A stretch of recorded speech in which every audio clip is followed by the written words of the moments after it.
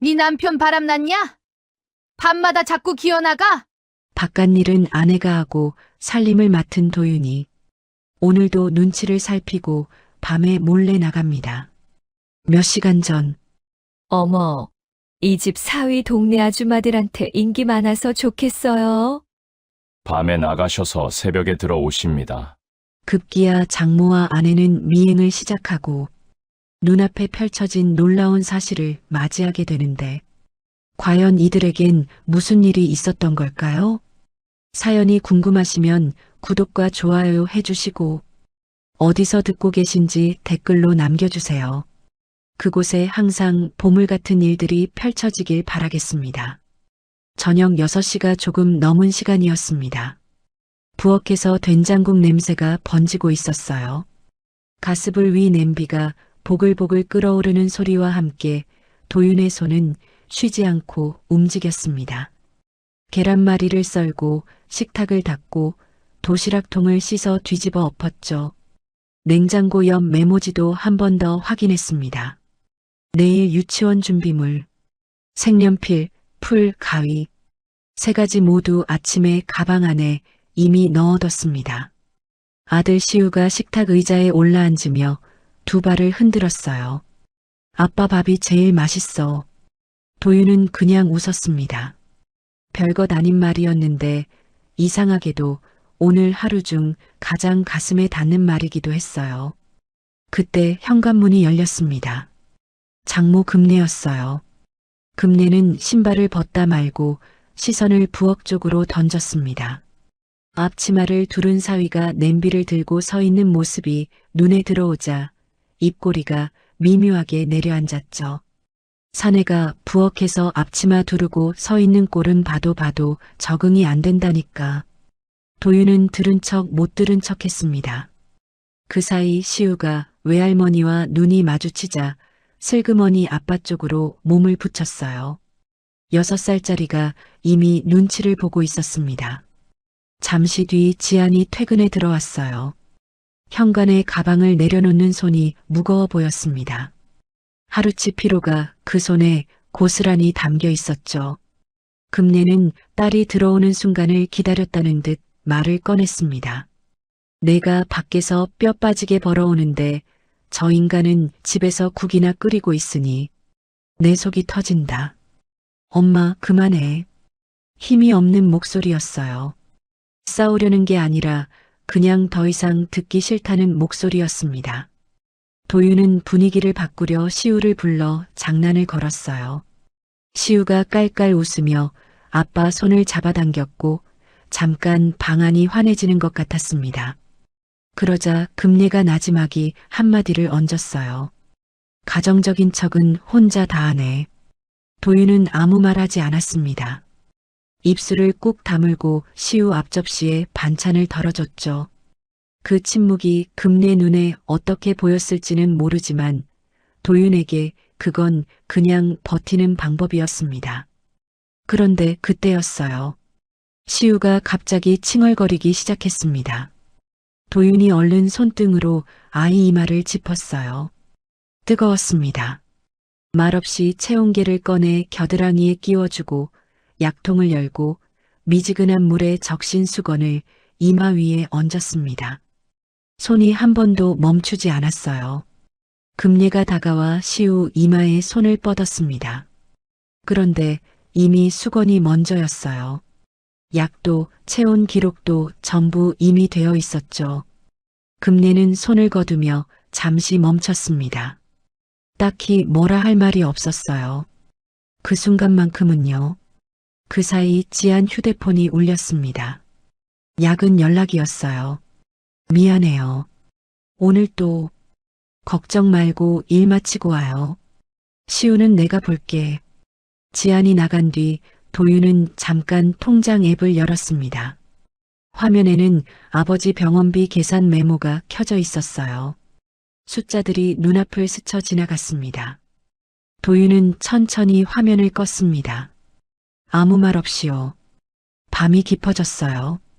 약기운이 돌았는지 시우 눈꺼풀이 점점 무거워졌습니다. 도윤은 아이를 안아 침대에 눕히고 이불을 여며줬어요. 그리고 머리맡에 조용히 쭈그려 앉아 아이 얼굴을 한참 들여다봤습니다. 자장가는 없었어요. 대신 도윤의 입술이 아주 작게 움직였습니다.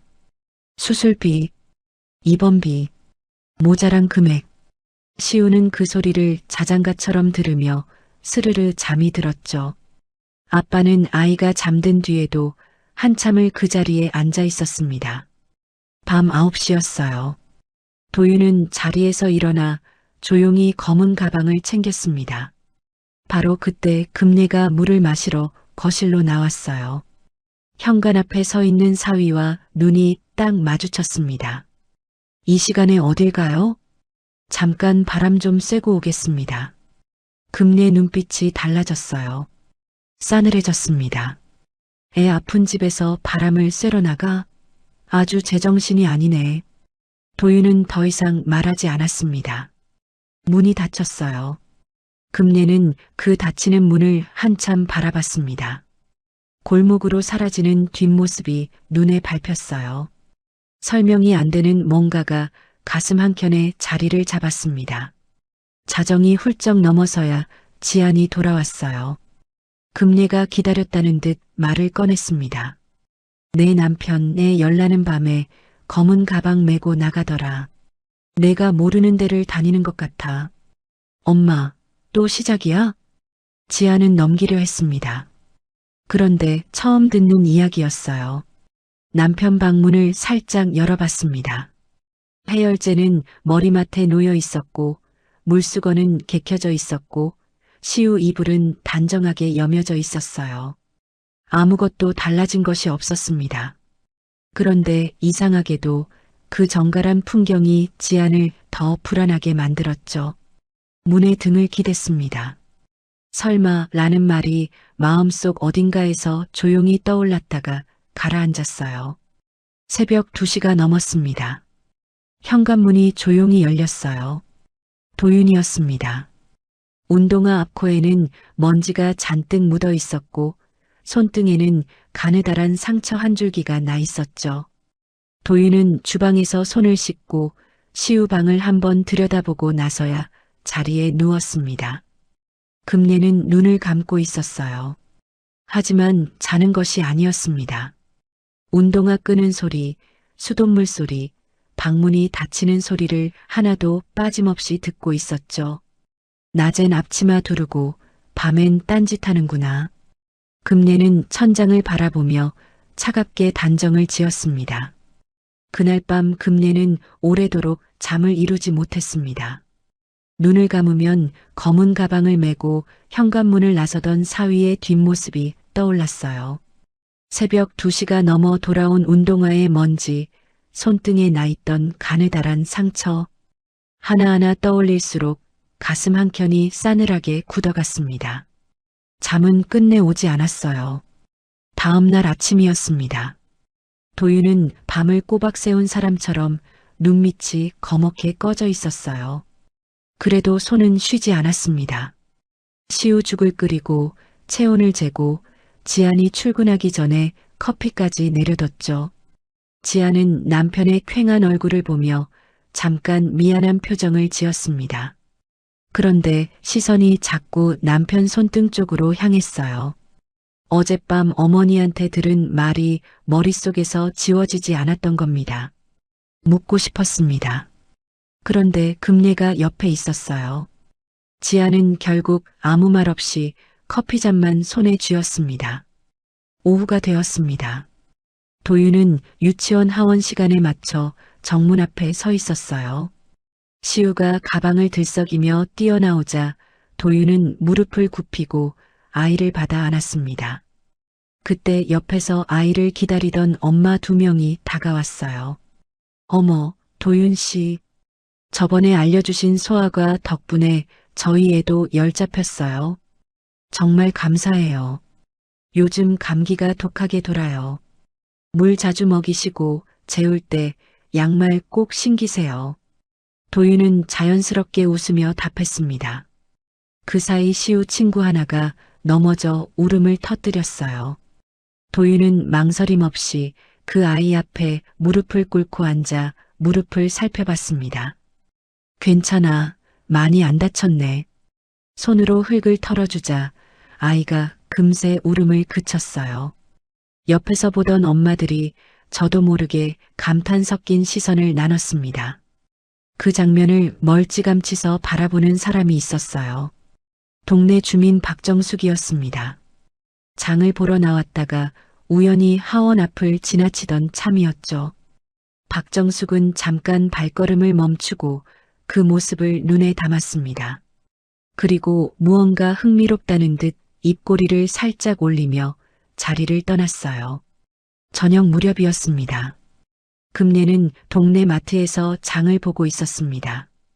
두부를 집으려던 손이 딱 멈췄어요. 박정숙이 카트를 밀며 다가오고 있었거든요. 어머, 어르신. 오늘 사위분 하원 앞에서 봤어요. 애 엄마들이랑 참 스스럼 없이 잘 지내시더라고요. 동네서 인기 많겠어요. 금내는 장바구니 손잡이를 꽉 쥐었습니다. 표정이 미묘하게 굳었어요. 박정숙은 별 뜻 없이 덧붙였습니다. 낮엔 그렇게 엄마들이랑 잘 어울리시고 밤에도 자주 나가시나 보던데 요즘 많이 바쁘신가 봐요. 그 말이 금내 귓속에서 천천히 가라앉았습니다. 낮에 어울리고 밤에 나가고 두 가지가 머릿속에서 하나로 엮이는 순간이었어요. 금내는 박정숙과 헤어지자마자 마트 대신 경비실로 발걸음을 돌렸습니다. 저기, 우리 사위 요즘 밤에 자주 나가나요? 경비원은 아무 악의 없이 고개를 끄덕였어요. 네, 요즘 밤 9시쯤 나가셔서 새벽에 들어오시더라고요. 며칠째요. 금내는 그 자리에서 돌아섰습니다. 더 이상 물을 필요가 없었어요. 머릿속에서는 이미 결론이 내려지고 있었습니다. 집으로 돌아오는 길이었어요. 마트 앞 골목을 꺾어드는데 저만치 앞에 도윤과 시우가 보였습니다. 시우가 아빠 손을 꼭 잡고 종종 걸음으로 걷고 있었고 도윤은 아이 보폭에 맞춰 걸음을 늦추고 있었어요. 두 사람 사이에서 웃음소리가 흘러나왔습니다. 금내는 발걸음을 멈추고 그 모습을 바라봤습니다. 잠깐이었어요. 그 잠깐 사이에 뭔가 스치는 것이 있었지만 금내는 고개를 돌렸습니다. 장바구니를 다시 고쳐쥐고 걸음을 옮겼어요. 그날 저녁 금내는 지안에게 전화를 걸었습니다. 낮에 내 엄마들 틈에서 헤헤거리고 밤엔 몰래 나가. 경비원한테 직접 들었다. 며칠째 밤마다 나가서 새벽에 들어온다더라. 이 정도면 내가 눈치채야 하는 거 아니냐? 지아는 퇴근 버스 안에서 전화를 받고 있었습니다. 창밖을 바라보던 시선이 멈췄어요. 겉으로는 엄마 또 그 소리야 하고 넘기려 했지만 손에 들린 휴대폰이 미세하게 떨렸습니다. 최근 들어 남편이 자꾸 폰을 뒤집어 놓던 모습이 떠올랐어요. 밥 먹다 말고 자리를 뜨던 모습도요. 넘기려 해도 자꾸 걸렸습니다. 집에 돌아온 지아는 식탁에 앉아 있는 남편에게 조용히 물었어요. 요즘 왜 이렇게 밤마다 나가? 도윤은 숟가락을 내려놓으며 잠깐 멈칫했습니다. 그리고 천천히 입을 열었어요. 아버지 일로 좀 알아보는 게 있어요. 거짓말은 아니었습니다. 하지만 전부도 아니었어요. 핵심을 숨긴 대답이었죠. 그게 오히려 더 수상하게 보였습니다. 금예가 옆에서 비웃듯 끼어들었어요. 아버지 일? 밤 9시에? 새벽 2시에? 도윤은 입술을 깨물었습니다. 지아는 남편과 어머니 사이에서 아무 말도 하지 못한 채 숟가락만 내려다봤어요. 셋 사이에 무거운 침묵이 내려앉았습니다. 시우는 그 공기를 눈치챘는지 밥을 먹다 말고 조용해졌어요. 아무도 그 아이 표정을 읽어주지 못했습니다. 그날 밤 도윤은 불 꺼진 방 안에서 아버지를 떠올렸어요. 진료실 밖 복도 벤치에서 늙은 놈 수술한다고 집안 거덜낼 일 있냐고 말하던 그 목소리. 미안함과 체념이 뒤섞인 아버지의 얼굴이 머릿속을 떠나지 않았습니다. 차마 말할 수가 없었어요. 말을 꺼내는 순간 무언가가 와르르 무너질 것 같았습니다. 밤이 다시 깊어졌습니다. 도윤은 가방을 들었습니다. 이번엔 지안의 시선이 남편의 등을 끝까지 따라붙었어요. 현관문이 닫히고 나서도 한참 동안 지안은 그 자리에 서 있었습니다. 의심은 이제 더 이상 금예만의 것이 아니었어요. 이야기는 며칠 전으로 거슬러 올라갑니다. 지안이 남편의 등을 바라보며 의심을 키워가던 그 며칠 전 도윤에게는 아무도 모르는 하루가 있었습니다. 그날 오전이었어요. 도윤의 휴대폰이 울렸습니다. 이모 박미선이었어요. 도윤아, 큰일 났어. 성복 오빠가 또 숨이 차서 쓰러질 뻔했다니까. 이번엔 진짜 병원 가야 돼.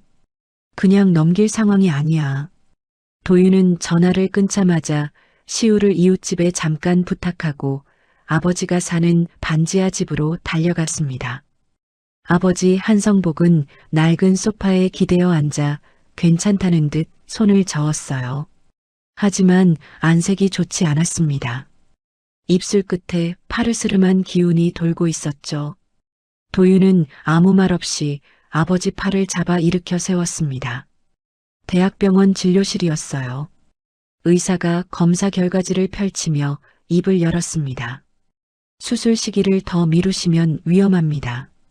심장 상태가 생각보다 많이 진행돼 있어요. 도윤은 메모장을 꺼내 받아 적었습니다. 수술 방법, 입원 기간, 회복 일정. 손이 빠르게 움직였어요. 그 옆에서 아버지 성복은 고개를 돌리고 있었습니다. 아들이 받아 적는 메모지를 보지 않으려는 듯 시선을 창밖에 고정한 채였어요. 의사가 마지막으로 종이 한 장을 내밀었습니다. 수술비 예상 금액이 적혀 있었어요. 도윤은 그 숫자를 보는 순간 펜을 쥔 손이 멈췄습니다. 진료실을 나온 뒤였어요. 복도 벤치에 나란히 앉은 두 사람 사이로 긴 침묵이 흘렀습니다. 아버지가 먼저 입을 열었어요. 늙은 놈 수술한다고 집안 거덜낼 일 있냐? 그냥 약 먹고 버틴다. 담담한 목소리였습니다. 그런데 그 담담함 속에 뭔가가 숨어 있었어요. 미안함이었습니다. 아들한테 짐이 되기 싫다는 체념이었죠. 도윤은 반박하지 못했습니다. 할 말이 없어서가 아니었어요. 말을 꺼내는 순간 눈물이 나올 것 같았기 때문이었습니다. 한참 뒤 아버지가 무릎을 짚으며 자리에서 일어났어요. 밥이나 먹고 가자. 그게 전부였습니다. 그날 밤 도윤은 혼자 방에 앉아 계산기를 두드렸어요. 숫자를 넣고 지우고 또 넣고 지웠습니다. 적금은 끊긴 지 오래였습니다. 시우 어린이집 비용, 관리비, 생활비 대부분이 지안 월급으로 돌아가고 있었어요. 도윤 명의로 된 통장에는 얼마 남지 않았습니다. 잠깐 지안 명의 공동 통장 앱을 열었어요. 잔액이 눈에 들어왔습니다. 손이 멈췄습니다. 천천히 화면을 닫았어요. 건드릴 수 없었습니다. 아내가 새벽 일찍 나가고 야근까지 하며 모아놓은 돈이었으니까요. 지안에게 말할까 몇 번이나 생각했어요. 그런데 말이 입안에서 맴돌다 사라졌습니다. 말을 꺼내면 지안은 분명 이렇게 말할 거였어요. 내가 더 벌면 되지. 그 말이 얼마나 고마운 말인지 도윤도 알았습니다. 그런데 바로 그 말이 가장 아팠어요. 이미 이만큼 버티고 있는 사람한테 또 짐을 얻는 것 같았으니까요. 다음 날 낮이었습니다. 시우가 낮잠을 자는 사이 도윤은 조용히 노트북을 열었어요. 이력서 양식을 불러왔습니다. 이름, 생년월일, 경력. 손이 천천히 움직이다가 멈췄어요. 경력사항 마지막 줄에서였습니다. 인쇄소 퇴사 이후로 공백이었어요. 몇 년째였습니다. 도윤은 그 빈칸을 한참 바라보다가 노트북을 닫았습니다. 낮에 일할 수 있는 자리는 없었어요. 시우가 있었으니까요. 아이를 맡길 곳도 맡길 돈도 없었습니다. 낮은 막혀 있었어요. 그날 저녁이었습니다. 도윤은 휴대폰으로 구인 앱을 뒤지고 있었어요. 손가락이 화면을 위아래로 넘겼습니다. 배달, 건설 일용직, 주차 관리. 넘기고 또 넘겼어요. 그러다 한 공고에서 손이 멈췄습니다.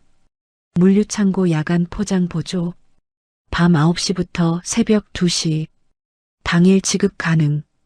도윤은 그 문구를 3번 읽었습니다. 밤 9시. 시우가 잠드는 시간이었어요. 새벽 2시. 아이가 깨기 전이었습니다. 낮엔 아빠로, 밤엔 따로. 가능한 시간이었어요. 손가락이 지원 버튼 위에서 잠깐 떨렸습니다. 그리고 눌렀어요. 10분도 채 지나지 않아 전화가 왔습니다. 오늘 밤부터 가능하세요? 도윤은 숨을 한번 삼켰습니다. 할 수 있습니다. 전화를 끊고 방으로 들어갔어요. 시우가 낮잠에서 깨어 눈을 비비고 있었습니다. 도윤은 아이 옆에 잠깐 앉았어요. 보드랍고 동그란 볼을 한번 들여다보고 흘러내린 이불을 올려줬습니다. 시우는 아빠 손길에 몸을 뒤척이며 다시 눈을 감았어요. 도윤은 한참을 그 자리에 앉아 있었습니다. 일어설 수가 없었어요. 아이 숨소리를 들으며 그냥 거기 앉아 있었죠. 밤 8시 반이었습니다. 도윤은 검은 가방 안에 장갑 한 켤레와 물병, 진통제 몇 알을 챙겨 넣었어요. 그리고 다시 시우 방으로 갔습니다. 아이는 이미 깊이 잠들어 있었어요. 도윤은 이불을 한 번 더 여며주고 머리카락을 살짝 쓸어 넘겨줬습니다. 그리고 조용히 일어났어요. 산업단지 창고였습니다. 셔터가 반쯤 열려 있었고 형광등이 하얗게 내리쬐고 있었어요. 컨베이어 벨트가 쉬지 않고 돌아가고 있었습니다. 관리자가 소리쳤어요. 새로 오신 분이죠? 속도 맞추세요. 멈추면 안 됩니다. 생각보다 훨씬 곧했어요. 상자가 쉬지 않고 흘러왔고 손은 금세 붉어졌습니다. 허리가 당겼어요. 그래도 도윤은 벨트 앞을 지켰습니다. 새벽 2시가 넘어 창고 문을 나섰을 때였어요. 관리자가 봉투 하나를 건넸습니다. 도윤은 그 자리에서 봉투를 열지 않았어요. 걸어가다 가로등 아래 멈춰서서 메모장에 숫자를 적었습니다. 첫 번째 일당이었어요. 숫자는 작았습니다. 수술비에 비하면 아직 까마득했어요. 그런데 이상하게도 그 작은 숫자를 들여다보는 도윤의 얼굴에 희미한 무언가가 스쳤습니다. 아버지를 살릴 수 있을지도 모른다는 아주 작은 희망이었어요. 그 작은 희망 하나를 가슴에 품고 도윤은 집으로 돌아왔습니다. 새벽 공기가 차가웠어요. 운동화 앞코에 먼지가 쌓이는 것도 손끝이 얼얼한 것도 그 순간만큼은 크게 느껴지지 않았죠. 그런데 그 희망은 딱 그날 밤까지였습니다. 다음 날 아침이 문제였어요. 2시가 넘어 누웠으니 잠을 제대로 잔 게 아니었습니다. 눈꺼풀이 돌처럼 무거웠어요. 그래도 알람보다 먼저 눈이 떠졌습니다. 시우 때문이었어요. 아이는 아침 일찍 배가 고프면 꼭 아빠 방문을 두드렸거든요. 도윤은 세수도 제대로 못한 채 부엌에 섰습니다. 냄비에 물을 올리고 쌀을 씻고 시우가 좋아하는 달걀을 풀어 넣었어요. 눈밑이 거먹게 꺼져 있었지만 아이 앞에서는 일부러 목소리를 밝게 올렸습니다. 시우야, 오늘 달걀죽이다. 시우가 식탁 앞에 앉으며 고개를 갸웃했어요. 아빠 눈 왜 그래? 빨개. 응, 모기한테 물렸나 봐. 시우는 금세 잊었습니다. 숟가락을 들고 죽을 호호 불기 시작했어요. 도윤은 그 모습을 바라보며 조용히 웃었습니다. 웃는 얼굴 뒤로 눈이 따끔거렸어요. 지안이 출근 준비를 하며 거실로 나왔습니다. 남편 얼굴을 보더니 걸음을 멈췄어요. 여보, 요즘 자꾸 얼굴이 안 좋아. 어디 아픈 거 아니야? 시우가 새벽에 자꾸 깨서 그래요. 괜찮아요. 틀린 말은 아니었습니다. 시우가 새벽에 깨는 건 사실이었으니까요. 하지만 진실도 아니었어요. 지아는 한 번 더 남편 얼굴을 들여다보다가 바쁜 아침이라 더 묻지 못하고 가방을 들었습니다. 그날 오전이었어요. 도윤은 시우를 유치원에 데려다주고 돌아오는 길에 문구점에 들렀습니다. 내일 유치원 준비물에 색도화지가 필요했거든요. 계산대에서 거스름 돈을 받다가 손등 상처에 동전이 스쳤습니다. 도윤은 표정이 일순 굳었어요. 점원이 걱정스럽게 물었습니다. 손 많이 다치셨어요? 아니요. 별거 아닙니다. 도윤은 얼른 손을 주머니에 넣고 문구점을 나왔어요. 창고 일은 날이 갈수록 더 고됐습니다. 처음 며칠은 포장 구역이었는데 사흘쯤 지나자 관리자가 더 무거운 구역으로 도윤을 불렀어요. 상자를 쌓고 내리는 상하차 쪽이었습니다. 상자 하나가 어른 허리까지 올라오는 크기였어요.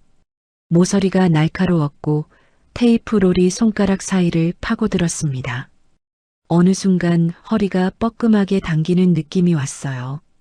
도윤은 잠깐 눈을 감았다가 다시 상자를 들었습니다. 멈출 수가 없었어요. 낮에는 티가 나지 않으려 애를 썼습니다. 시우 알림장을 꼼꼼히 챙기고 저녁 반찬을 미리 만들어뒀어요. 냉장고 안에는 이틀치 반찬이 그득했습니다. 지안이 퇴근해서 냉장고를 열어보면 늘 가득 차 있었죠. 그게 이상하다는 생각은 아직 못했어요. 그냥 고맙다고만 생각했습니다. 그런데 균열은 작은 데서 왔습니다. 저녁 식탁이었어요. 도윤이 시우 옆에 앉아 책을 읽어주다가 그만 눈이 감겼습니다. 아이는 계속 다음 장을 넘기고 있었는데 아빠 목소리가 멈춰 있었어요. 시우가 아빠 팔을 흔들었습니다. 아빠, 왜 안 읽어줘? 도윤이 화들짝 눈을 떴습니다. 미안. 어디까지 읽었지? 지아는 그 모습을 부엌에서 보고 있었어요. 설거지하던 손이 잠깐 멈췄습니다. 남편이 밥 먹다 멍해지는 건 며칠 전부터였어요. 책을 읽다 조는 건 처음이었습니다. 뭔가 이상하다는 생각이 들었지만 지안 자신도 너무 지쳐 있었어요. 하루 종일 서서 일하고 돌아온 다리가 퉁퉁 부어 있었거든요. 그냥 넘겼습니다. 금내는 그날도 딸 집에 와 있었어요. 식탁 한쪽에 앉아 있다가 도윤이 조는 걸 보자 혀를 찼습니다. 밤에 그렇게 싸돌아다니니까 낮에 저렇게 넋이 나가는 거지. 애는 누가 봐. 도윤은 들었습니다. 억울했어요. 그런데 아무 말 하지 않았습니다. 말을 하면 설명을 해야 하고 설명을 하다 보면 아버지 이야기가 나올 테고 그러면 모든 게 한꺼번에 터질 것 같았으니까요. 그 침묵이 금내 눈에는 또 유죄처럼 보였습니다. 며칠이 지났어요. 그날은 창고에서 추가 근무 제안이 들어왔습니다. 2시간을 더하면 그만큼 더 받을 수 있었어요.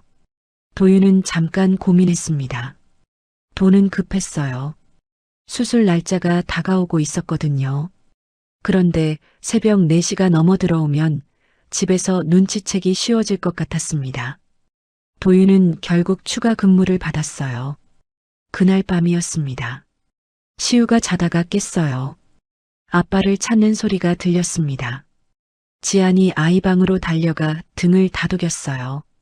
시우는 금세 다시 잠들었지만 지안은 그 자리에 한참을 앉아 있었습니다. 남편 자리가 비어 있었습니다. 전화를 걸었어요. 신호가 갔습니다. 1번, 2번, 3번. 받지 않았어요. 창고 안이었습니다. 컨베이어 벨트 소리가 귀를 가득 채우고 있었어요. 도윤의 주머니 속 휴대폰이 진동했지만 기계 소리에 묻혀 느끼지 못했습니다. 지아는 전화를 끊고 방 안을 바라봤어요. 남편 옷걸이에 걸린 바지 주머니가 눈에 들어왔습니다. 무심코 손을 넣다가 손끝에 뭔가 잡혔어요. 종이 조각이었습니다. 꺼내보니 테이프 조각이었어요. 폭이 넓은 포장 테이프 조각이었습니다. 바지 주름 사이에 먼지도 묻어 있었어요.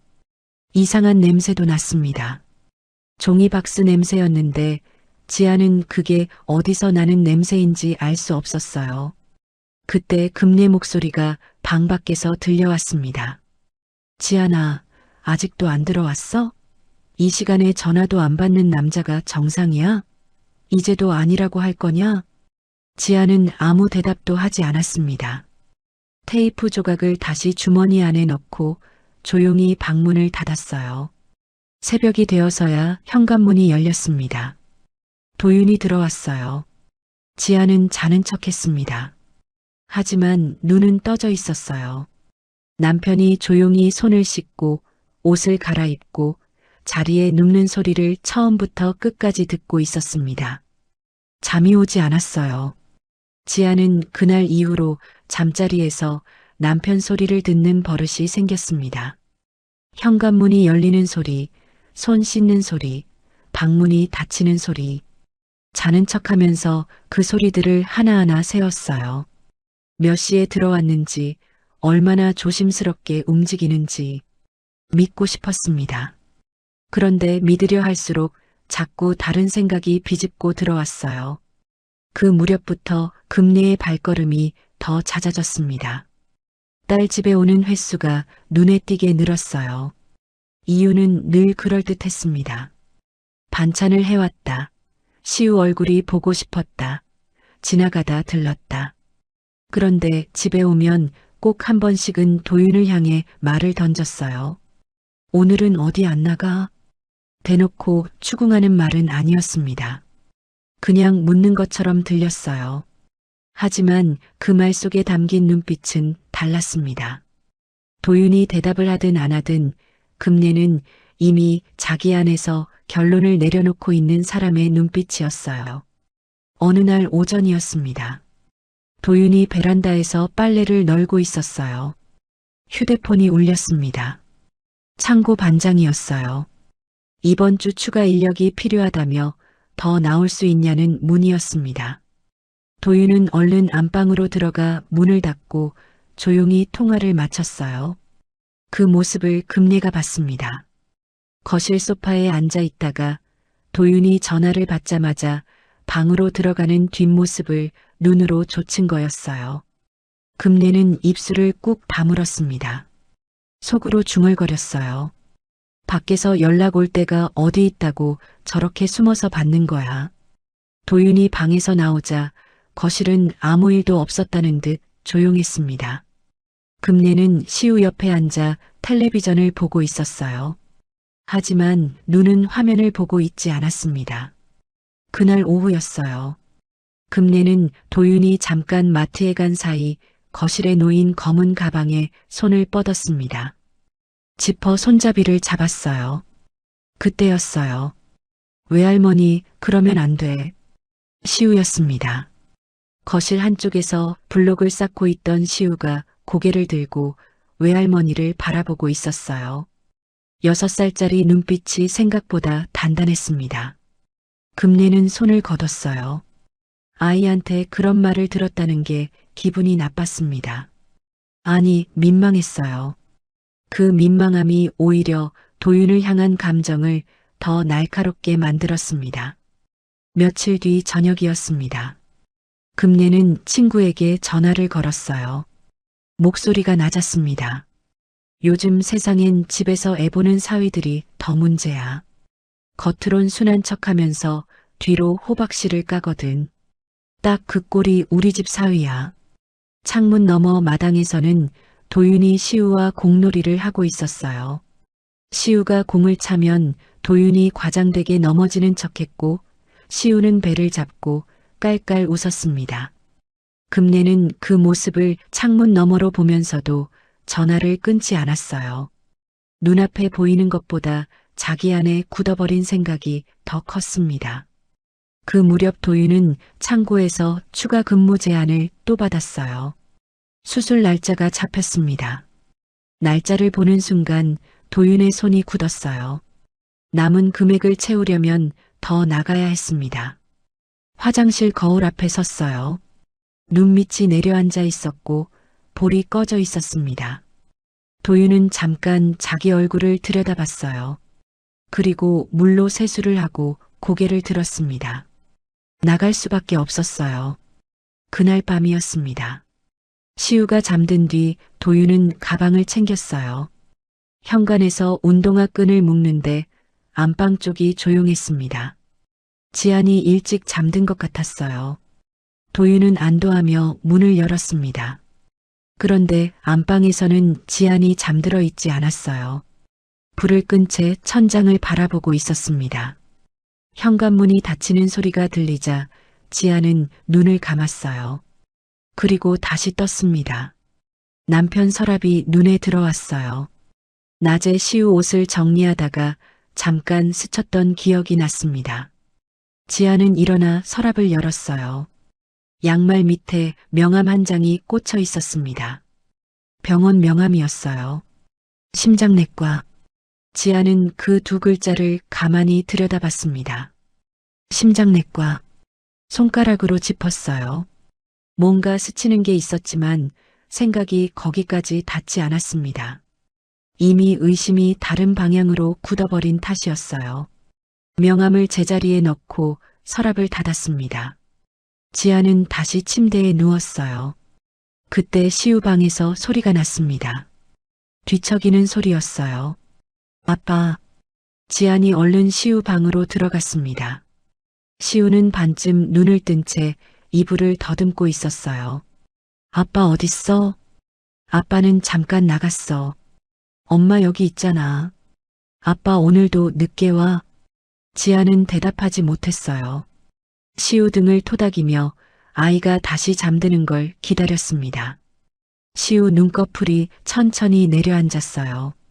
지아는 그 자리에서 한참을 일어서지 못했습니다. 아이 숨소리가 고르게 들려왔어요. 금례 목소리가 귓속에서 떠올랐습니다. 이제도 아니라고 할 거냐? 애 재우는 시간에 전화도 안 받는 남자가 정상이야? 지아는 시우 이불을 여며주고 조용히 방을 나왔습니다. 거실이 어두웠어요. 냉장고 불빛만 은은하게 새어나오고 있었습니다. 지아는 냉장고를 열었어요. 이틀치 반찬이 가득 들어 있었습니다. 도윤이 해둔 것들이었어요. 반찬통마다 날짜가 작게 적혀 있었습니다. 저 사람이 바람을 피우는 사람이면 이런 걸 챙기겠나? 그 생각이 스쳤습니다. 그런데 바로 다음 순간 또 다른 생각이 덮쳐왔어요. 그러면 대체 왜 말을 못하는 거야? 왜 숨기는 거야? 냉장고 문을 닫았습니다. 불빛이 사라졌어요. 도윤은 그 시간 창고에서 허리를 굽히고 상자를 나르고 있었습니다. 벨트가 쉬지 않고 돌아갔어요. 손등에는 새 상처가 하나 더 생겨 있었습니다. 도윤은 그것도 느끼지 못했어요. 수술 날짜가 자꾸 머릿속을 맴돌았습니다. 남은 날, 남은 금액.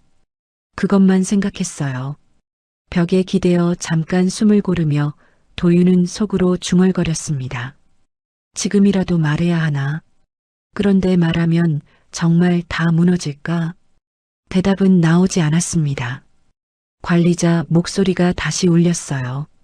한씨, 속도요. 도윤은 벽에서 등을 떼고 다시 벨트 앞에 섰습니다. 말해야 하나 말하면 무너질까?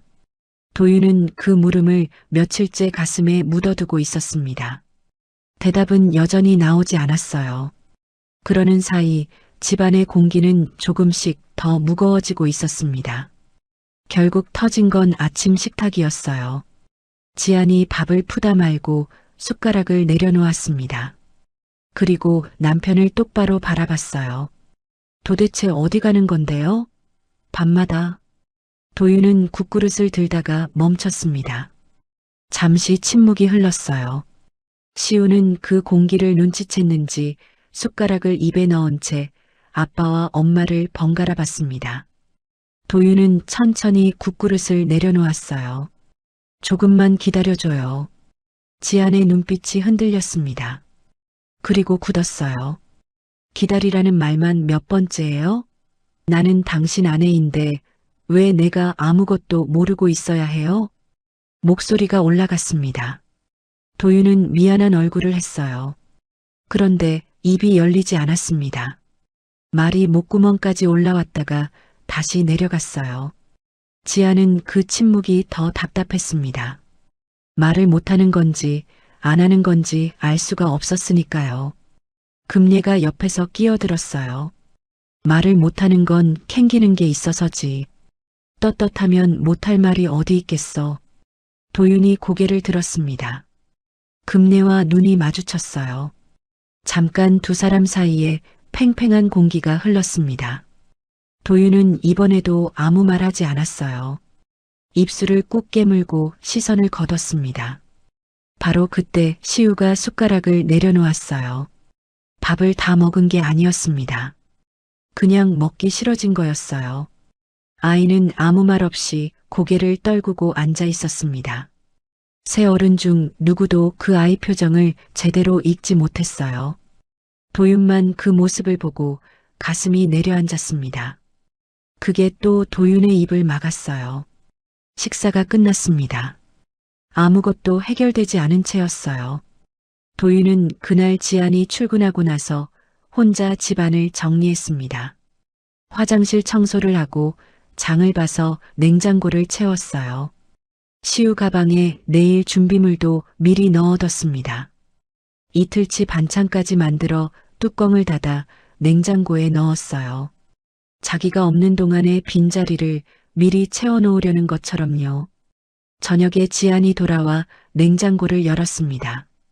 반찬통이 가득했어요. 날짜까지 적혀 있었습니다. 지안은 그걸 보며 멈췄어요. 고마운 마음이 먼저였습니다. 그런데 바로 그 다음에 이상한 기분이 들었어요. 왜인지 모르게 이 가득 찬 냉장고가 오히려 더 불안하게 느껴졌습니다. 마치 어딘가 멀리 떠날 사람이 뒷정리를 해놓은 것처럼요. 냉장고 문을 닫았습니다. 그날 오후 지아는 남편 서랍을 다시 열었어요. 며칠 전에 봤던 병원 명함이 그 자리에 있었습니다. 심장내과. 지아는 이번엔 휴대폰으로 그 단어를 검색해 봤어요. 심장내과 질환, 수술, 치료비. 화면을 넘기다가 손이 멈췄습니다. 뭔가 스치는 것이 있었어요. 그런데 생각이 거기서 더 나아가지 못했습니다. 이미 의심이 다른 곳에 뿌리를 내리고 있었거든요. 명함을 제자리에 넣고 서랍을 닫았어요. 저녁이 되었습니다. 도윤이 샤워를 하러 들어갔어요. 지아는 남편이 벗어놓은 옷을 세탁기에 넣으려다 손이 멈췄습니다. 바지 무릎 쪽에 먼지가 묻어 있었어요. 회색빛 먼지였는데 창고 시멘트 바닥에서 묻어나는 종류였습니다. 지아는 그게 어디서 묻은 건지 알 수 없었어요. 옷깃 쪽에는 테이프 끈적이는 자국도 남아 있었습니다. 코를 가져다 댔더니 종이 박스 냄새가 났어요. 지아는 그 옷을 한참 들여다봤습니다. 공포라는 말이 딱 맞았어요. 바람을 피운다고 생각할 때는 그래도 어딘지 장소가 떠올랐는데 이건 아무것도 떠오르지 않았습니다. 도대체 어떤 곳을 다니는 거야? 그 생각이 오히려 더 무섭게 느껴졌어요. 그날 밤 금례가 지안에게 조용히 말했습니다. 지안아, 오늘 밤 끝장을 보자. 직접 따라가면 되잖아. 지안은 처음엔 고개를 저었습니다. 그런데 금례가 다시 말했어요. 내가 눈으로 직접 봐야 믿을 거 아니야. 아니면 계속 이렇게 의심만 하고 살 거야? 지아는 한참을 말이 없었어요. 창밖을 바라봤습니다. 거리에 가로등이 켜져 있었어요. 남편이 저 불빛 아래 어딘가에 있을 거라는 생각이 들었습니다. 어디에 있는지 알고 싶었어요. 아니라는 걸 확인하고 싶었는지, 맞다는 걸 확인하고 싶었는지, 지안 자신도 알 수 없었습니다. 결국 무겁게 고개를 끄덕였어요. 시우는 이미 잠들어 있었습니다. 금례가 아이 옆에 있겠다고 했어요. 지아는 차 키를 들고 나왔습니다. 밤 9시가 조금 지났을 때였어요. 도윤이 검은 가방을 메고 현관을 나섰습니다. 걸음이 빨랐어요. 매일 반복되는 걸음이었습니다. 아파트 단지를 빠져나와 큰 길 쪽으로 향했어요. 단지 입구 그늘진 곳에 차 한 대가 불을 끈 채 서 있었습니다. 지안이 운전석에 앉아 있었어요.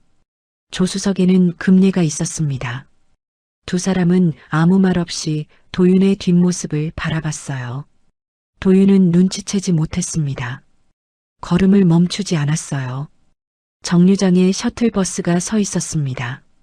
도윤이 그 버스에 올라탔어요. 문이 닫혔습니다. 버스가 출발했어요. 지아는 엔진을 켰습니다. 그리고 천천히 그 버스를 따라갔어요. 핸들을 쥔 손에 힘이 들어가 있었습니다. 손바닥에 땀이 배어 있었어요. 금례는 아무 말 하지 않았습니다. 창밖을 바라보고 있었어요. 버스가 도심을 벗어나기 시작했습니다. 건물이 줄어들고 어두운 도로가 이어졌어요. 가로등 간격이 넓어졌습니다. 금례가 입을 열었어요. 이 시간에 어딜 가는 건지 이제 두 눈으로 보게 되겠구나. 지아는 대답하지 않았습니다. 앞만 봤어요. 버스의 빨간 후미등이 어둠 속에서 흔들리고 있었습니다. 버스의 빨간 후미등이 어둠 속을 앞서갔습니다. 지아는 일정한 거리를 유지하며 그 불빛을 따라갔어요. 너무 가까이 붙으면 들킬 것 같았고 너무 멀어지면 놓칠 것 같았습니다. 핸들을 쥔 손이 내내 땀에 젖어 있었어요. 금례는 조수석에서 창밖을 바라봤습니다. 도심을 완전히 벗어나자 길 양옆으로 낮은 공장 건물들이 늘어서기 시작했어요. 가로등 불빛이 듬성듬성했고 지나다니는 차도 거의 없었습니다. 금례가 나지막이 말했어요. 봐라. 이 시간에 산당까지 가는 게 정상적인 일이겠냐? 지아는 아무 말하지 않았습니다. 입술만 꾹 다물었어요. 신호등이 바뀌었습니다. 지아는 브레이크를 밟으며 잠깐 멈췄어요.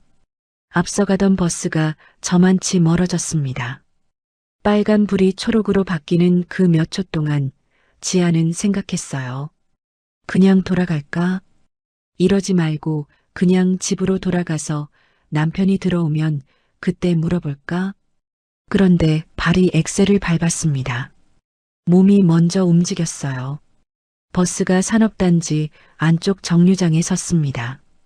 도윤이 내렸어요. 지아는 멀찍이 차를 세우고 불을 껐습니다. 두 사람은 숨을 죽인 채 앞을 봤어요. 도윤은 정류장에서 내려 어두운 골목 쪽으로 걸어갔습니다.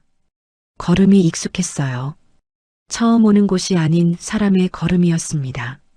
모퉁이를 돌더니 반쯤 셔터가 내려진 건물 앞에서 멈췄어요. 그리고 그 안으로 들어갔습니다. 금례가 먼저 차 문을 열려 했어요. 봐, 저기서 사람을 만나나 보지. 들어가 보자. 지안이 금례 팔을 붙잡았습니다. 잠깐만요. 조금만 더 봐요.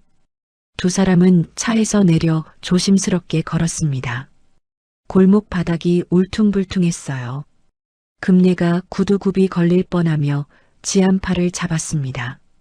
가까이 다가갈수록 소리가 들렸어요. 사람 목소리가 아니었습니다. 기계 소리였어요.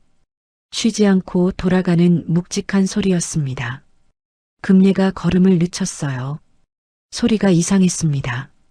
기대했던 소리가 아니었으니까요. 셔터 앞에 도착했습니다. 두 사람은 서로를 바라봤어요. 지안이 먼저 셔터 가장자리 쪽으로 몸을 기울였습니다. 틈 사이로 안을 들여다봤어요.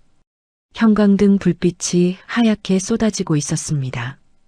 컨베이어 벨트가 끊임없이 돌아가고 있었어요. 그 앞에 작업 조끼를 입은 사람들이 줄지어 서 있었습니다. 상자를 나르고 테이프를 붙이고 송장을 찍었어요. 먼지 냄새와 종이 냄새가 섞인 공기가 셔터 틈으로 새어나왔습니다. 그리고 그 사람들 사이에 도윤이 있었어요. 등이 보였습니다. 작업 조끼 등판에 땀이 배어 있었어요. 양손에는 장갑을 끼고 있었고 상자 하나를 들어 올려 옆으로 옮기고 있었습니다. 허리를 한 번도 제대로 펴지 못한 채였어요. 그때 관리자 목소리가 창고 안에 울렸습니다. 한도윤 씨, 속도 좀 더 내세요. 이름이 들렸습니다. 한도윤. 지아는 그 순간 셔터 프레임을 두 손으로 붙잡았어요. 무릎에서 힘이 빠지는 것 같았습니다. 눈앞이 흐려졌어요. 눈물인지 뭔지 알 수 없었습니다. 금례는 입을 열지 못했어요. 아까까지 단단하게 굳어있던 얼굴이 무너지고 있었습니다. 낮에 빨래를 널다 전화를 받으러 방으로 들어가던 사위의 모습이 떠올랐어요. 검은 가방을 메고 현관을 나서던 뒷모습도 떠올랐습니다. 그리고 지금 저 형광등 아래 땀에 젖은 채 상자를 나르는 모습이 겹쳐졌어요. 전부 같은 사람이었습니다. 금례는 벽에 등을 기댔어요. 다리가 풀렸습니다. 창고 안에서 도윤이 상자를 옮기다 잠깐 고개를 들었습니다. 셔터 쪽을 봤어요. 그 순간이었습니다. 손에 들고 있던 테이프건이 바닥에 떨어졌어요. 셔터 앞에 두 사람이 서 있었습니다. 아내였습니다. 그리고 장모였어요. 창고 소음이 가득한 그 공간에서 도윤과 두 사람 사이에만 시간이 멈춘 것 같았어요. 아무도 움직이지 않았습니다. 옆에 있던 작업자가 도윤을 봤어요. 한 씨, 괜찮아요? 빨리 들어와야 해요. 도윤은 그 목소리를 듣고도 한동안 움직이지 못했습니다. 셔터 쪽을 바라봤어요. 지안이 거기 서 있었습니다.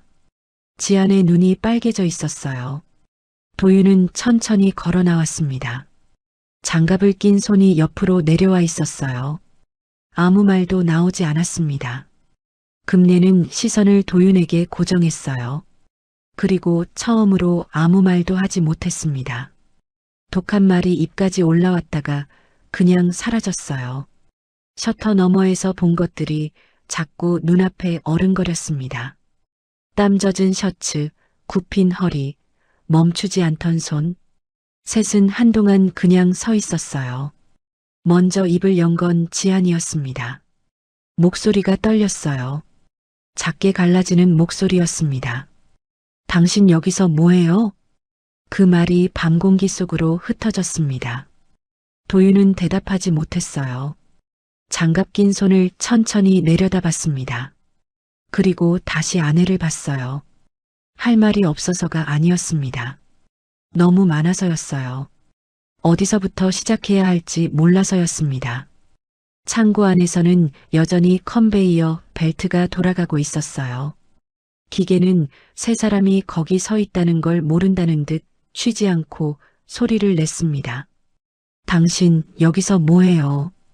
그 말이 공기 속에 떠 있었습니다. 도윤은 대답하지 못했어요. 창고 안 컨베이어 소리가 등 뒤로 계속 들렸습니다. 세 사람은 셔터 앞에서 그렇게 한동안 서 있었어요. 도윤이 먼저 움직였습니다. 장갑을 벗으려다 멈췄어요. 손등이 드러날까 봐서였습니다. 그 짧은 망설임을 지안이 놓치지 않았어요. 지안의 눈이 남편 손으로 향했습니다. 장갑 벗어요. 낮고 떨리는 목소리였어요. 도윤은 잠시 그대로 서 있었습니다. 그리고 천천히 장갑을 벗었어요. 지안의 입에서 작은 숨소리가 새어나왔습니다. 손등이 드러났어요. 테이프에 베인 자국이 여러 줄 나 있었고 상자 모서리에 긁힌 상처도 있었습니다. 손바닥 쪽에는 굳은 살이 올라와 있었어요. 며칠 만에 생긴 것들이 아니었습니다. 지아는 그 손을 두 손으로 감싸 쥐었어요. 아무 말도 나오지 않았습니다. 금례는 두 사람에게서 몇 걸음 떨어진 곳에 서 있었어요. 셔터 옆 벽에 등을 기댄 채 시선을 바닥에 받고 있었습니다. 입술이 미세하게 떨렸어요. 뭔가 말하려는 것 같기도 했고 참는 것 같기도 했습니다. 지안이 고개를 들었어요. 왜 말 안 했어요? 나한테까지 왜 숨겼어요? 도윤은 아내의 눈을 봤습니다. 그리고 시선을 잠깐 내렸어요. 말이 쉽게 나오지 않았습니다. 목구멍 안에서 뭔가가 단단하게 걸려 있는 것 같았어요. 아버지 수술비가 모자라서요. 짧은 문장이었습니다. 그런데 그 한마디가 셔터 앞 공기를 통째로 바꿔놓았어요. 지안의 눈이 흔들렸습니다. 금내는 벽에서 등을 떼다가 다시 기댔어요. 도윤이 천천히 말을 이었습니다. 목소리가 낮고 쉬어 있었어요. 적금은 끊긴 지 오래됐고 당신 월급에 더 기대고 싶지 않았어요. 아버지가 수술 포기하겠다고 하는데 그냥 볼 수가 없었습니다. 낮엔 시우 때문에 나갈 수가 없으니까 밤에 할 수 있는 일을 찾은 거예요. 말하는 내내 고개를 제대로 들지 못했어요. 그러다 마지막에 눈물이 흘렀습니다. 크게 터지는 울음이 아니었어요. 그냥 조용히 눈물이 흘렀습니다. 그동안 혼자 버텨온 것들이 그렇게 밖으로 나왔어요. 지안도 울었습니다. 그걸 왜 혼자 짊어져요? 왜 나한테 말을 안 했어요? 당신도 이미 버티고 있는 거 아는데 거기다 내 짐까지 얹고 싶지 않았어요. 지안은 남편 손을 더 꽉 쥐었습니다. 할 말이 없었어요. 아니, 할 말이 너무 많았는데 아무것도 나오지 않았습니다. 그때 금내가 나지막이 중얼거렸어요. 그래도 말을 했어야지.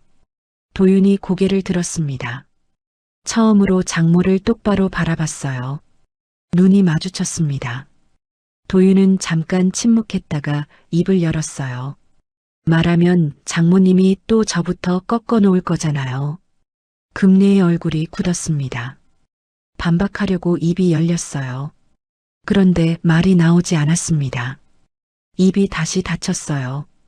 도윤의 말이 틀렸다고 할 수가 없었습니다. 그동안 자신이 해온 말들이 하나하나 되돌아왔어요. 사내가 앞치마를 두르고 가정적인 척은 혼자 다 하고 밤에 싸돌아다니고 그 말들이 전부 부메랑처럼 날아와 가슴에 박히는 것 같았습니다.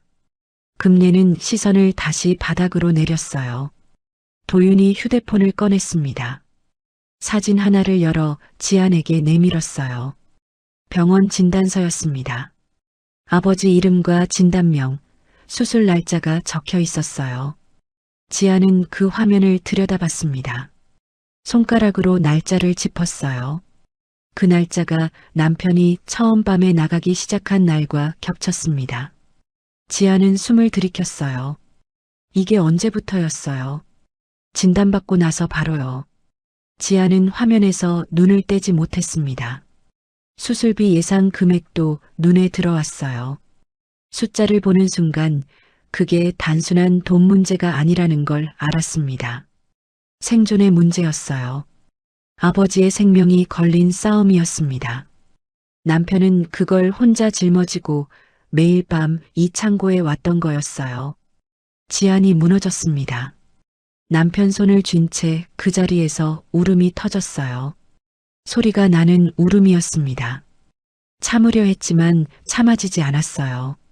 도윤은 아내의 손을 꼭 잡았습니다. 아무 말도 하지 않았어요. 그냥 잡고 있었습니다. 금내는 두 사람을 바라봤어요.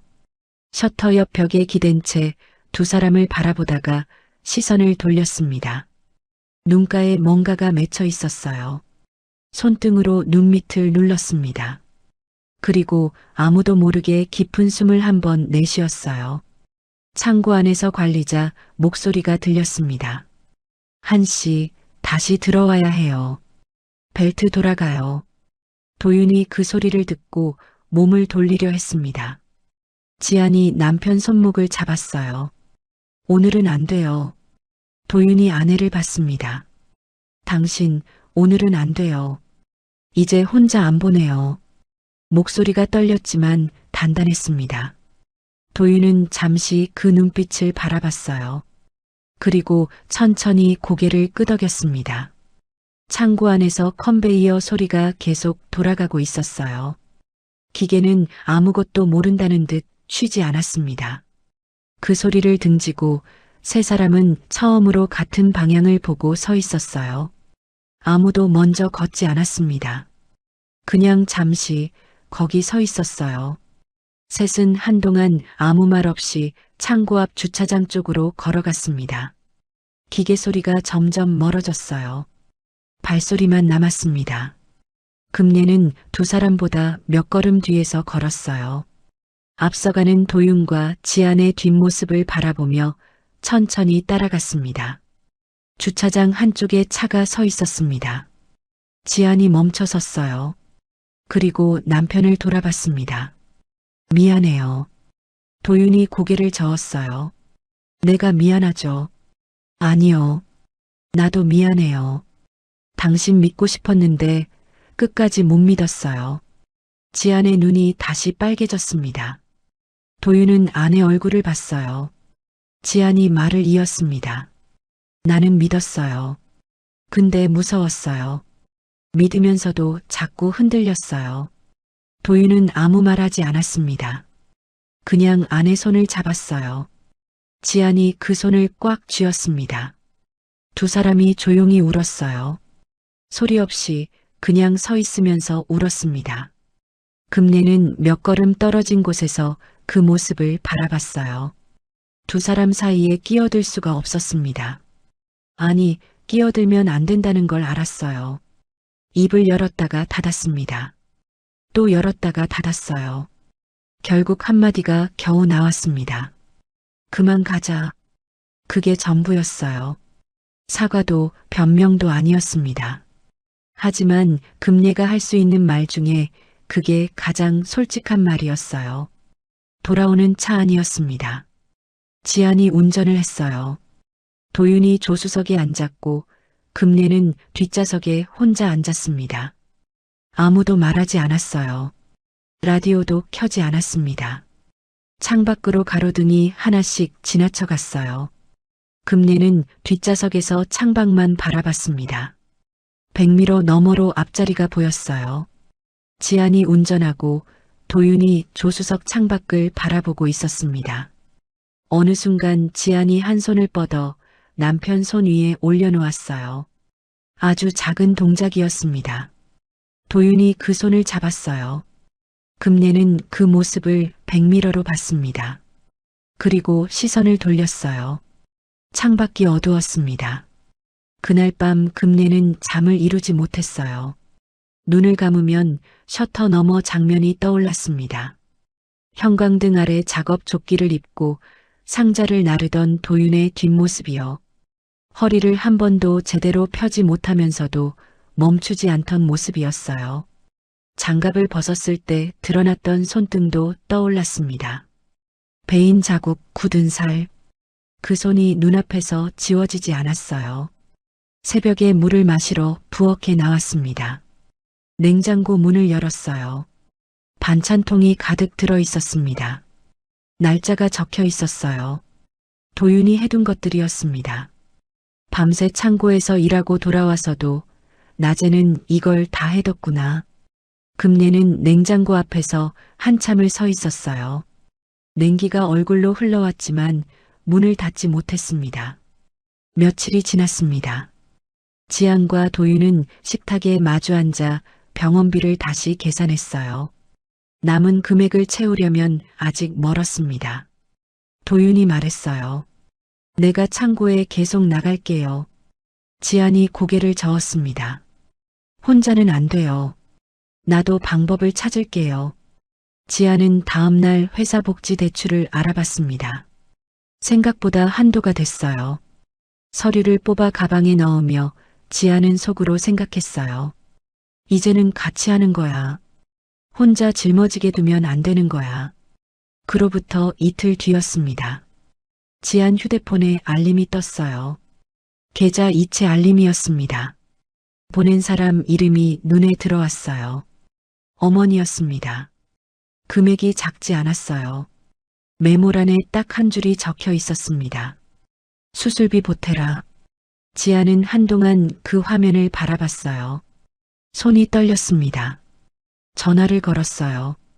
신호가 한 번 울리고 어머니가 받았습니다. 엄마, 아무 말하지 마. 그냥 써. 뚝 끊겼습니다. 그게 전부였어요. 금내는 전화를 끊고 나서 소파에 앉아 천장을 바라봤습니다. 가슴 한쪽이 먹먹했어요. 말로는 여전히 뻣뻣했지만 이미 무너진 사람의 먹먹함이었습니다. 지안이 도윤에게 그 이야기를 전했어요. 도윤은 듣다가 창밖을 바라봤습니다. 한참 있다가 말했어요. 잘 쓸게요. 전해줘요. 고맙다는 말이 아니었습니다. 그렇다고 뻣뻣한 말도 아니었어요. 그냥 담담했습니다. 인정받고 싶어서 버텨온 게 아니었다는 게 그 한마디에 고스란히 담겨 있었어요. 지아는 남편 옆모습을 바라봤습니다. 아무 말도 하지 않았어요. 그날 저녁이었습니다. 시우가 도윤 옆에 바짝 붙어 앉아 그림을 그리고 있었어요. 아빠 얼굴을 그린다며 혀를 내밀고 열심히 색칠했습니다. 다 그린 종이를 도윤에게 내밀었어요. 아빠, 나 아빠 좋아. 도윤은 그 그림을 받아들었습니다. 삐뚤빼뚤한 얼굴이었어요. 눈이 하나 더 크게 그려져 있었고 웃는 입이 귀까지 찢어져 있었습니다. 도윤은 그 그림을 한참 들여다봤어요. 그리고 시우를 안아 올렸습니다. 아이가 까르르 웃었어요. 그 소리가 집안에 퍼졌습니다. 며칠 뒤 아침이었어요. 도윤 휴대폰이 울렸습니다. 병원이었어요. 수술 일정이 최종 확정됐다는 연락이었습니다. 도윤은 통화를 마치고 잠깐 눈을 감았어요. 그리고 지안을 불렀습니다. 수술 날짜 잡혔어요. 지안이 달력을 봤어요. 얼마 남지 않았습니다. 지안이 남편을 봤어요.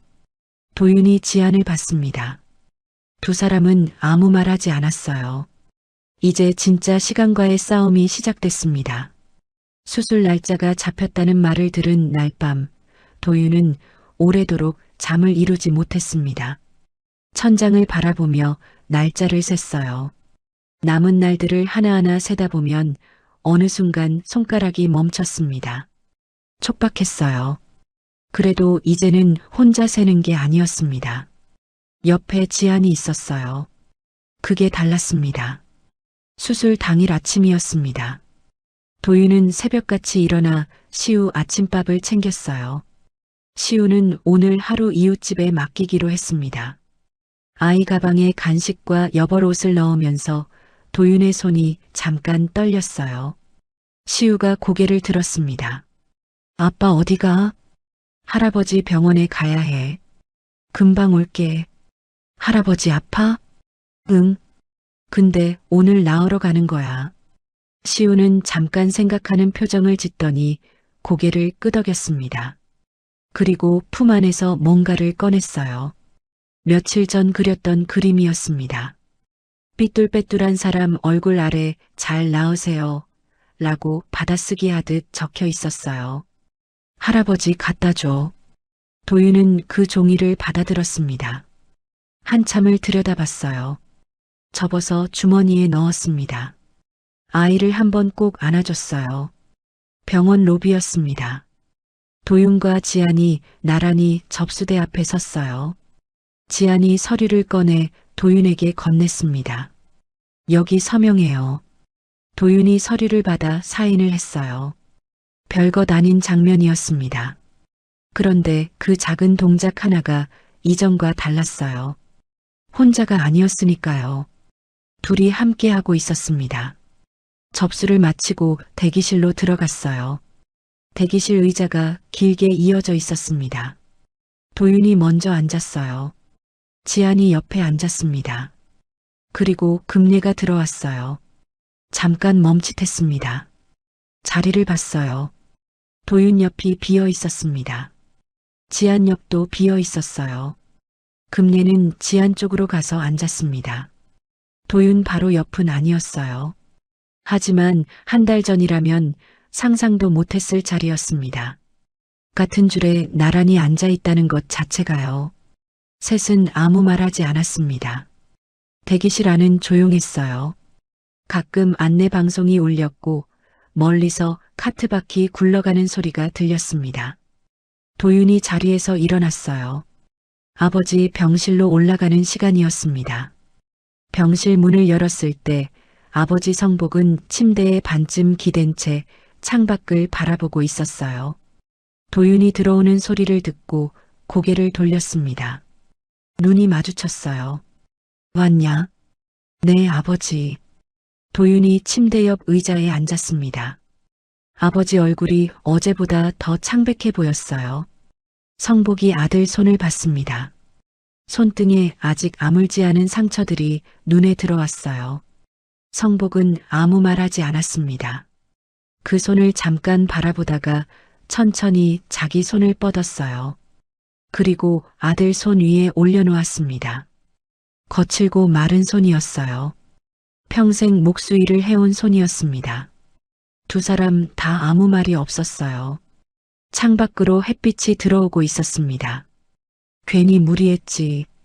아버지 목소리가 낮았습니다. 아닙니다. 아버지, 나 때문에 고생했다. 도윤은 고개를 저었어요.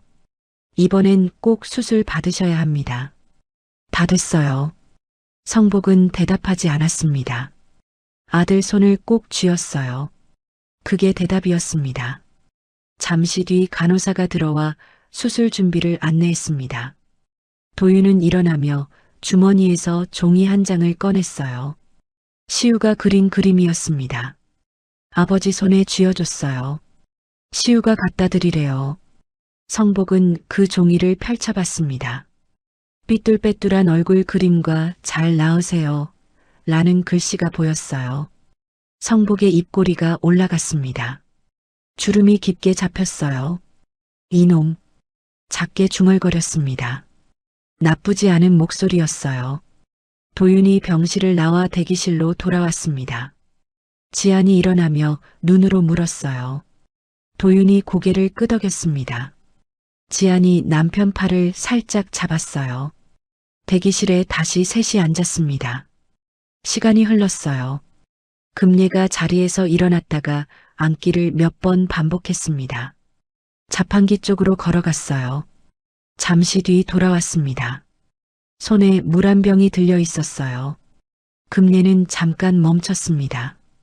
그리고 그 물을 도윤에게 내밀었어요. 몇 초가 걸렸습니다. 손을 뻗기까지요. 도윤이 물을 받았어요. 감사합니다. 평범한 인사였습니다. 그런데 두 사람 사이에서는 처음으로 자연스럽게 나온 말이었어요. 금례는 아무 말 하지 않고 다시 자리에 앉았습니다. 한참 뒤였어요. 금례가 낮은 목소리로 입을 열었습니다. 내가 널 너무 함부로 봤다. 거창한 말이 아니었어요. 길지도 않았습니다. 그런데 금례가 그 말을 꺼내기까지 얼마나 많은 것들을 속으로 삼켰을지 지아는 알 것 같았어요. 지아는 아무 말 하지 않았습니다. 어머니 손을 살짝 잡았어요. 도윤은 잠깐 침묵했습니다. 그리고 금례를 봤어요. 앞으론 시우 앞에서만 그러지 마세요. 용서도 감동도 아니었어요. 그냥 담담한 말이었습니다. 하지만 그 담담함 안에 많은 것이 들어 있었어요. 나는 무너지지 않았다는 것, 그래도 이 관계를 이어가겠다는 것. 금례는 그 말을 듣고 잠시 굳었다가 천천히 고개를 끄덕였습니다. 말은 없었어요. 고개를 끄덕이는 것만으로도 금례에게는 최대한이었습니다. 지안이 남편 손을 잡았어요. 손등을 들여다봤습니다. 상처가 많이 옅어졌지만 아직 다 아물지는 않았어요. 지안은 그 손을 두 손으로 감싸쥐었습니다. 아무 말도 하지 않았어요. 이 온도로 전하는 것들이 있었습니다. 시간이 더 흘렀어요. 금례가 스르르 졸기 시작했습니다. 아침 일찍 나온 데다 긴장이 풀렸던 탓이었어요. 고개가 옆으로 기울었습니다. 도윤이 그 모습을 봤어요. 잠깐 바라보다가 자기 자리 옆에 놓여있던 겉옷을 집었습니다. 그리고 조용히 일어나 금내 무릎 위에 올려놓았어요. 아무도 시키지 않았습니다. 지안만 그 모습을 봤어요. 남편이 다시 자리에 앉는 걸 바라보며 지안은 아무 말도 하지 않았습니다. 그냥 앞을 봤어요. 수술실 표시등에 빨간 불이 켜졌습니다. 셋이 동시에 그 불을 바라봤어요. 아무도 말하지 않았습니다. 빨간 불빛이 복도 끝에서 조용히 타고 있었어요. 도윤의 시선이 그 불에서 떠나지 않았습니다. 얼마나 지났을까요? 복도 저쪽에서 수술복을 입은 의사가 걸어오는 모습이 보였습니다. 보호자분이시죠? 수술 잘 됐습니다. 경과 지켜봐야 하지만 잘 마무리됐어요. 그 말이 끝나는 순간이었어요. 도윤의 다리에서 힘이 빠졌습니다. 그 자리에 주저앉았어요. 의자가 아니라 그냥 바닥이었습니다. 지안이 얼른 남편 팔을 잡았어요. 도윤은 손으로 얼굴을 감쌌습니다. 어깨가 흔들렸어요. 소리는 없었습니다. 그냥 어깨만 흔들렸어요. 지안이 그 옆에 앉았습니다. 남편 등을 손으로 감쌌어요. 금례가 뒤에서 천천히 다가왔습니다. 그리고 도윤의 어깨 위에 손을 얹었어요. 가볍게요. 힘주어 잡은 게 아니었습니다. 그냥 거기 있다는 걸 알려주는 손이었어요. 셋이 그렇게 있었습니다. 복도 한쪽에 나란히 앉아서요. 잠시 뒤 도윤이 얼굴을 들었어요.